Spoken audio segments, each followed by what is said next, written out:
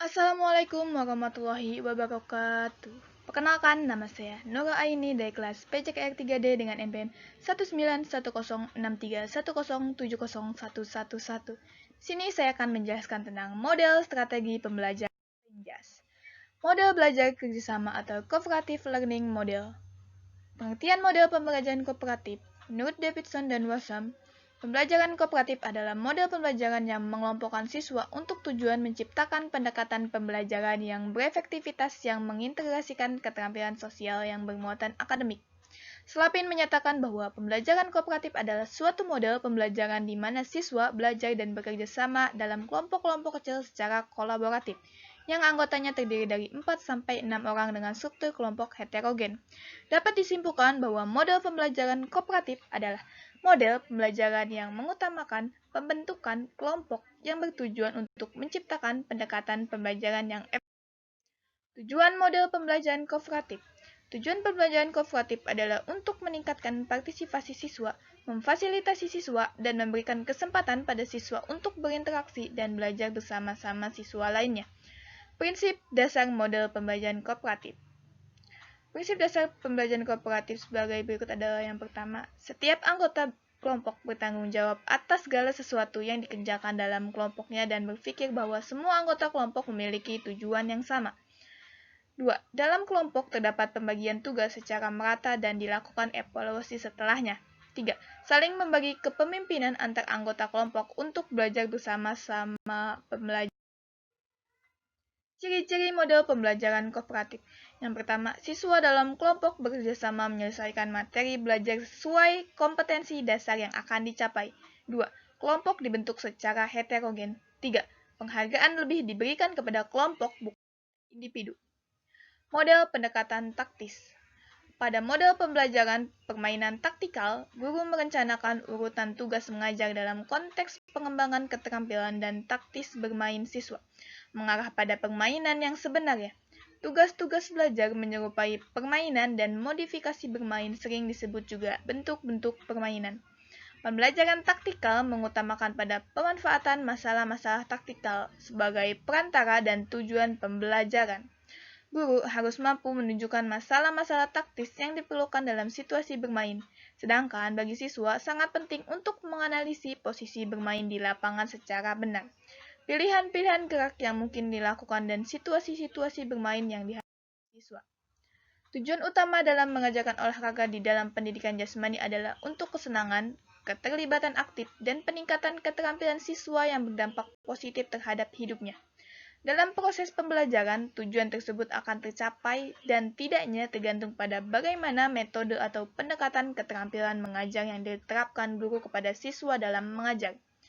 Pengajaran melalui pendekatan taktis ini berusaha menghubungkan kemampuan taktis bermain dan keterampilan teknik dasar dan menekankan pemilihan waktu yang tepat untuk melatih teknik dasar dan aplikasi daripada teknik dasar tersebut ke dalam keterkaitannya dalam kemampuan taktis bermain, sehingga mampu merangsang siswa untuk berpikir dan menemukan sendiri alasan-alasan yang melandasi gerak dan penampilannya performance. Model mengajar inquiry.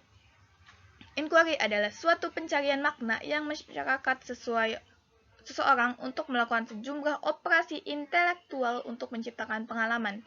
Pada prinsipnya, model inquiry merupakan model yang menekankan pembelajaran yang berpusat pada siswa di samping juga pada guru, dan yang terutama dalam model inquiry adalah siswa didorong untuk terlibat secara aktif dalam menyelesaikan suatu topik permasalahan hingga sampai pada suatu kesimpulan.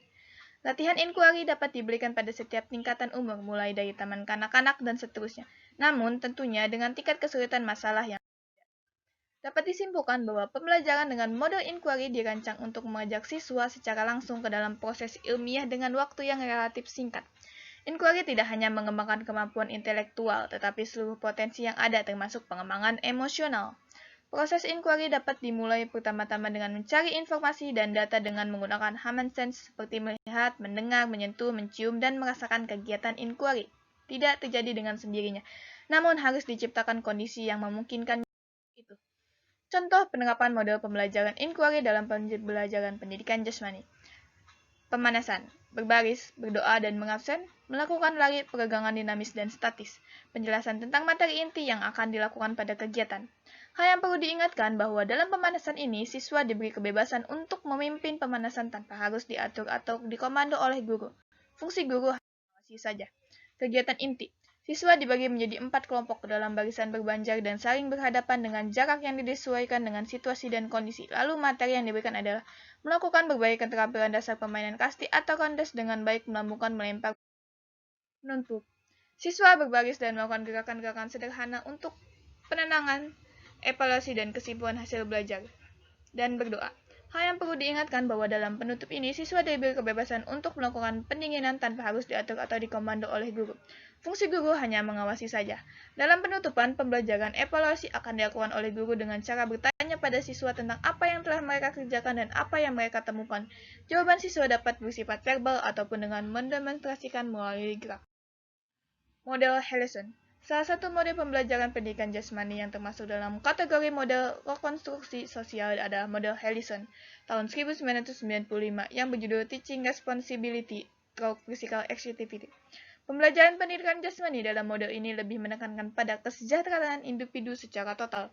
Pendekatannya lebih berorientasi pada siswa, yaitu self-actualization dan social reconstruction.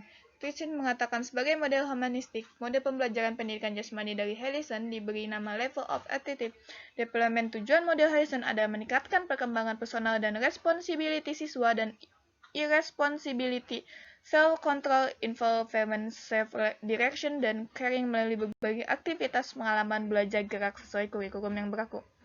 Cukup sekian dari saya, kurang lebihnya mohon maaf. Wassalamualaikum warahmatullahi wabarakatuh.